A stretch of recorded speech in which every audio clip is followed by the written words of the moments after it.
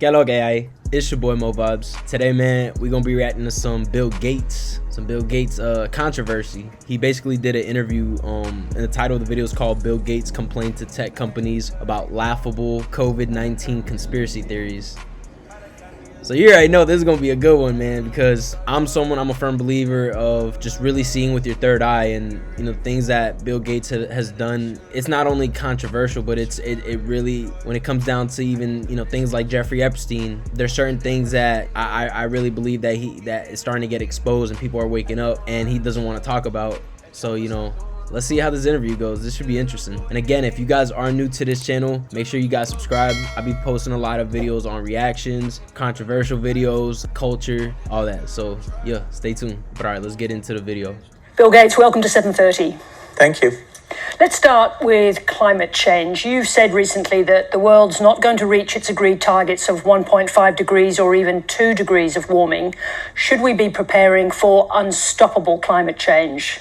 Well, we can certainly reduce emissions to zero. In the meantime, while we do those reductions, which is called climate mitigation, we also have to do climate adaptation. Sadly, the poor countries in the equatorial zones are the most affected. Most of the people there are farmers with small pieces of land who won't be able to have the crop output they have today. So we'll have to. Why does he say it with a smile though? You know what I'm saying? And like he's talking about the poor people not being able to basically, in a sense, keep up with their production and their crops. You look into Bill Gates, looking into this title because I was looking into it. He's the biggest private landowner in the U.S. He has over 275,000 acres of farmland, and a lot of that, goes for McDonald's. He uses it for like GMO type foods, and it's kind of crazy. Like when you really think about it, Africa is the motherland, so it's like a lot of the vegetations that they use is natural remedies. They're trying to take them away in a sense, and it's crazy. But in order to really believe that, you got to be aware of what's going on, because a lot of people will say, "Oh, you're just being a conspiracy theorist," but it's like it's in plain sight. You know what I'm saying? While we do our very, very best to bring emissions to zero as fast as we can. Now, at the beginning of your visit to Australia, you had a meeting with the Prime Minister, Anthony Albanese. Did you talk to him about the role that Australia could play as a leader in climate change on the world stage? Certainly, I've had a lot of talks. Your climate minister was in the U.S. I met a few months ago talking about some of the innovations. My Breakthrough Energy group has been down here quite a bit. We just announced investment in a company, Ruminate, that works to reduce cow-based emissions. So, yes, Australia has a huge role to play. It's very lucky in terms of it'll have some of the cheapest renewable energy in the world. Do you think Australia can be the kind of leader it wants to be on the world stage when it continues to be such a large exporter of fossil fuels? Well, I think Australia will be able to export green hydrogen and other clean products. And so it's certainly a country where the opportunity in a green economy is greater than it has been in the past. Now, you've also made a very big investment in next generation nuclear power, so-called natrium plants. Just briefly, can you explain how these are better than the old style nuclear plants? Well, nuclear fission ended up being so expensive that the electricity just wasn't competitive with, particularly in places like Australia and the US, natural gas generated electricity. So the question is there a design that could be dramatically safer but also far less expensive? That's the dream that a company I back is pursuing. Now, should Australia be rethinking its policy? He just has like a grimy smile and smirk. I hope she talks about the Jeffrey Epstein, because they're going to talk about conspiracy theories, so clearly they're going to get into the conspiracy theories. I hope they bring up Jeffrey Epstein, because I'm going to expose it if they don't. Well, Australia doesn't need to get engaged on this. Australia gets to watch over the next 10 to 15 years and see if this next generation, in terms of its cost, safety, waste disposal, meets these very high goals. If so, hopefully it'll take a look. Should that be a piece of the energy mix? In the meantime, being very aggressive to take full advantage of Australia's natural endowment to do solar and wind, that's clear cut and beneficial to Australia and the world. Is the threat of the next pandemic as urgent now as the threat from climate change? Well, they're very different. Climate change just gets worse every year as long as you continue emissions. A pandemic, we're likely to go a fair period of time without either a naturally or intentionally caused pandemic. But when it does strike, we saw it's tens of millions of lives and tens of trillions of dollars. Fortunately, the cost to be ready for the next... Save tens of trillions of dollars, more like he banked tens of trillions of dollars. They, as the company, banked trillions of dollars. Pfizer, all these vaccines, these booster shots, and then him saying save 10 millions of lives. No, those vaccines, you already know what's up with them vaccines if you're really aware. You killed 10 million lives. Like, come on now. Stop playing, man. Pandemic is rounding error compared to what it takes to retool the modern economy to solve climate change. So, preparation for earthquakes, pandemics, governments are responsible for their people's welfare. And so a modest investment.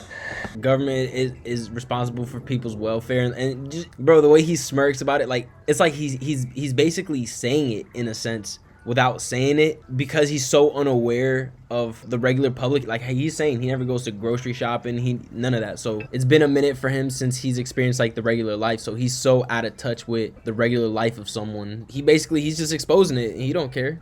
Their people's welfare, and so a modest investment should make us able to not have a severe pandemic. You just referenced intentional pandemics. Do you harbor any doubts about the origins of COVID-19? No, the evidence is very clear that it's naturally caused. It's a bad virus, and we're going to have natural epidemics, and sadly we may have some unnatural epidemics in the future. But why does he smile when he says that? Like, it sounds like some bullshit, bro, coming out of his mouth. He's trying to keep his composure, but he's just like in a sense, you know what I'm saying? Just like making up a lie, and he's just laughing about it to himself, in a sense. I don't know, man. Some of y'all might call me crazy, but when you could really see true intentions, you know what I'm saying? You could really read aura. His energy is very off. He has that evil energy, but yeah, let's keep going. Sadly, we may have some unnatural epidemics in the future. A virulent conspiracy theory emerged during the pandemic that you were using vaccines, using the vaccine rollout to control people, even to the extent of people claiming you wanted to insert chips inside them. Now, a lot of those ideas were spread by tech companies, by platforms owned by tech companies. Did you ever complain to them about those debates going on unchecked? Yeah, I think every time the question's asked, it helps spread the rumor. So, maybe I should complain even more. But I certainly point out false stories when they're published, or even people who highlight sort of almost silly misinformation. But did you talk to the tech companies about how those debates were being carried out? Yeah, there's a constant dialogue of anybody who gets this crazy stuff published, of going to the digital platforms and saying, hey, look at this, look at that. Now, it's not just the attacks on you. You say more broadly that digital polarization is one of the forces holding back progress, and it's getting worse. So should you be taking a different approach to how information is managed? Well, every country has different laws and different approaches. I don't have the magic solution to misinformation. Do you wish that Elon Musk hadn't bought Twitter, for example? Elon's done a lot of great work. I'm not sure that's the best use of his time, but it's up to him what he decides to do. We have a generation. He just seems super uncomfortable about these questions. Like, throughout the beginning of the interview, he was just being regular, showing his true intentions. Now he's like, look at his shoulders. They're tensed up a little. He's breathing, sighing a lot. Like, if you can read body language, you can tell. Social media and how we make it more of a force for good. Last year, you pledged to give away almost all of your wealth. What drove that latest decision? Well, there's nothing new there. I talked for decades about the fact that the wealth. Well, there's nothing I was trying to hide and cover up. Because why is that? Why would he give all his wealth to charity like that? I mean, I know with wealthy people, with charity, you can have great tax write-offs, but what was the true incentive of that? And was it, in a sense, to try to cover up the conspiracy theories that are already starting to pile up on him, so he wants to bring a different subject on his light and make him look good? You know what I'm saying? So it's like, really what went down? Because at the end of the day, him and his wife got a divorce as well. From her interview, she was saying, when they brought up Jeffrey Epstein, she's like, I'll let you answer it. So that itself was pretty telling. But, man, people are waking up to this, man. That's all I got to say. I ain't buying it. I ain't buying what he's saying. He's very uncomfortable and squirmish. Lucky enough to have, largely through the success of Microsoft, and then now the incredible generosity of Warren Buffett to the Gates Foundation as well. That's going to go to reduce inequity, to back brilliant new ideas, brilliant new science, to do things like eradicate polio, eradicate malaria. Like eradicate people. That's really what y'all trying to say. Come on now. Enjoy that work. It's going very well. And so, we're on track. I'm very lucky that that means the foundation's continuing to grow. We'll get to over $9 billion a year of giving for these causes of inequity. You make it sound like it was automatic, but it had to begin somewhere, and it did begin with you and Melinda and Warren Buffett starting the Giving Pledge, where very wealthy people pledge to give their wealth away in their lifetimes or in their wills. But in Australia, where philanthropy lags a long way behind the US and the UK, what is your message to very wealthy Australians who don't give generously? I think giving is very fulfilling. I think in some ways it's not a favor to your children to have all the wealth show up. Every parent has to decide what the appropriate level is. In my case, I can see the impact that philanthropy is having. It's my full-time work. It allows me to work with incredible people. And so, yes, I hope I'm an example that encourages more philanthropy. The Giving Pledge is not about pooling money. We simply get people together to share what they're learning, what they're motivated by. And, the dream is that over time, the quantity and quality of philanthropy will improve.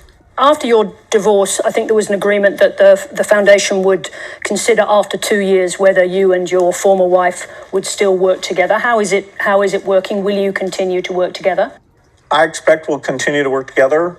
My wife, Melinda, does great work. She's an amazing contributor to the work of the foundation. And, it benefits from the skill sets we both bring. Now, one of the issues that's dogged you is that of your relationship with Jeffrey Epstein. Do you regret the relationship that you maintained with him against Melinda's advice and wishes? Oh, I've said that you're going way back in time, but new audience. I will say for the, over 100th time, I shouldn't have had dinners with him.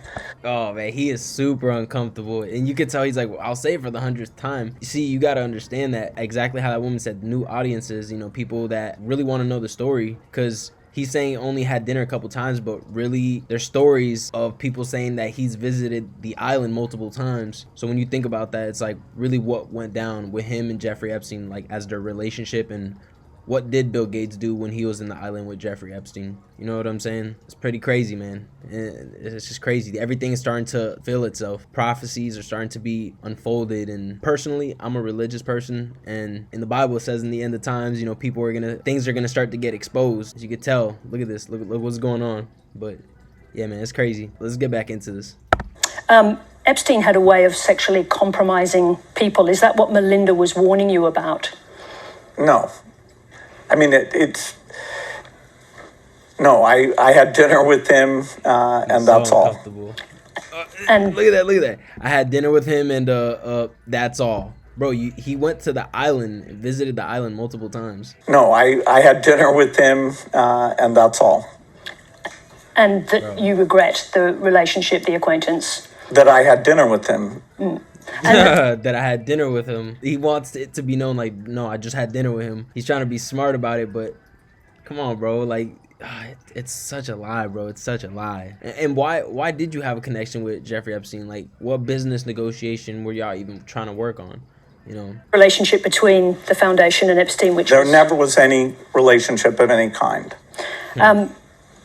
That's the past. Let's go to the future. Look at that. Look how he looks down. Jeffrey Epstein and my foundation never had anything to do with each other. Like, look at that. I'm gonna replay that back. I want you guys to read his body language. Start to think with your third eye. Just read the body language. The foundation and Epstein, which there never was any relationship of any kind.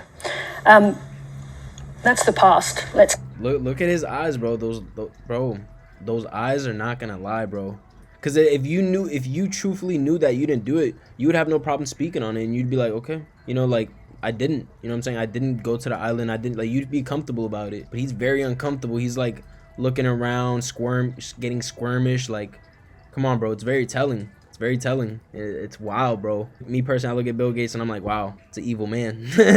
That's just me. But, you know, what do y'all think? Do y'all think Bill Gates is up to stuff, or you think this conspiracy stuff is not real? Let me know in the comments below. That's the past. Let's go to the future. From reading what you said, you are both excited and also concerned about where the AI revolution is taking us. We're very caught up at the moment with talking about how ChatGPT is going to be writing student essays.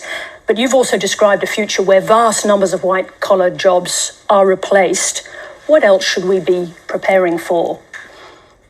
Well, innovation is always going to surprise us. AI is going to... He took a deep breath. Oh, thank God she moved on to the next topic. Come on now. Surprise us. AI is going to, help us with teaching kids. It's going to help us with access to healthcare workers, making healthcare more efficient. The economy is always changing. Agricultural productivity, changed the job mix. Very few people are farmers today, and food doesn't require much of your budget. AI is going... You got to remember, when he's talking about food and the budget, he's someone who's very big on GMOs. GMOs it's synthetic food, if you really think about it. So think about it. He's super synthetic food, and he's the biggest landowner in the US. Come on, bro. And then he's getting uncomfortable with Jeffrey Epstein and all this. Like, come on, bro. It's just, the lies are being unfolded. AI is going to affect not just blue-collar jobs, but also white-collar jobs. There'll be plenty of time to adapt as this increased efficiency gives us more economic options. Increased efficiency for his goal. You see what I'm saying? And then you see how he's saying all this AI is going to take away blue-collar jobs and white-collar jobs? Bro, that's what I'm saying. That itself, blue-collar, white-collar, what is that? That's like the lower middle class to middle class. Clearly, he's just saying it. They're trying to eliminate that. Poor people, they're done for. Middle class, they're trying to kill that off. Only rich and poor. That's what they want. No middle class. Why do you think prices on food is going up? Why do you think all these things are happening? Because they're trying to make it harder to live. We living a regular budget. Now things are so priced up that we're poor. You know what I'm saying? So it's crazy, bro. It's crazy. Are there dangers that we haven't foreseen yet? We're talking about the kind of the immediate next step. Where do you see the dangers lying? What should we be preparing for? Well, the digital revolution, things like misinformation, that is unexpected. And this is a whole of society thing. There are unpredictable things that come as you have new technologies. Overall, life today is significantly better than 200 years ago, 100 years ago. So, the downsides of modern technology, we have been able to manage those to the benefit of mankind. People are literate. People live 3 times as long as they did before, and this is the next wave of human innovation. And just this question on AI: do you think that AI will ever build a machine to replicate Bill Gates' brain with all its quirks and complexities? Oh, not exactly. It'll be able to help tutor kids and get medical advice, but it won't match humans. Won't match Bill Gates? Not in the fullest sense of human personality, no. Bill Gates, thank you very much indeed for joining us. Look at that. Look at that. What the heck? Why was he very awkward about that? Bro, he's just very uncomfortable, bro. Let's see how this finishes out. Thank you very much indeed for joining us. Nah, bro. What do y'all think, man? Do y'all think Bill Gates is up to something? Or y'all think this is all just conspiracies? Let me know in the comments below, because this is crazy, man. 55,000 views, we only got 500 likes. I would love to see the dislikes. That's why YouTube took off the dislikes, because they saw that people are starting to wake up. And look at that, they turned off the comments as well. So they realized people are waking up, so they're like, no, if people see the dislikes, they will see our true intentions. And then the comments, people are gonna wake up and wake other people up. So let's just block it. You know what I'm saying? And it's crazy. So I'm gonna put a dislike on that video just cause. But that's crazy, man. That's crazy, man. But yeah, guys, if you guys want me to react to more controversial videos, let me know in the comments below. I'll be reacting to a lot of stuff. And yeah, stay tuned, man. We almost at 2K. We about to hit 3,002 this year, man. My goal is 5,000 subscribers, and I know we can get that. So let's get it, man. Appreciate y'all. But all right, y'all, I'm gonna wrap this video up here, and I'll catch you on the next one. So be easy.